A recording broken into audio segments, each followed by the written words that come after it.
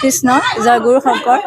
আমি এই 95 সংখ্যক বাৰ্ষিক অধিৱেশনৰ কাৰণে আমি এই আই মাতৃ কল্যাণ শাখাই মানে আজি এই 3 মাহ মানেই হৈছে আৰু মানে আমি মানে চেষ্টা কৰি আছো ভকত বৈষ্ণৱক আমি আপ্যায়ন কৰিবৰ কাৰণে এতিয়া আমি যোৱা কালিৰ পিঠা বনাইছো 3000 বৰপিঠা এটা লাডু 3000 হোৱাগৈ নাই আৰু হ'ব আৰু বনাই আছো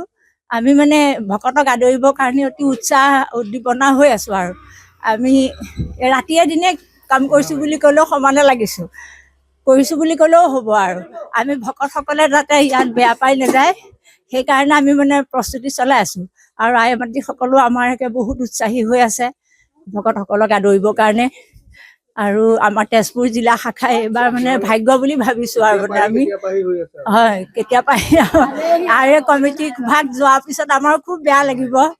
আমাৰ ৰাষ্ট্ৰ পদূলি একেবাৰে আমাৰ একেবাৰে ফিংফিঙীয়া কৰি দিছে চৰকাৰেও সকলো ফালৰ পৰা আমি মানে সুখী আৰু আনন্দিত আৰু খুব মাই মাতৃ সকলো চেষ্টা কৰি আছে খুব যিকোনো খবৰৰ বাবে যোগাযোগ কৰক আমাৰ এই নম্বৰত 9181 307 221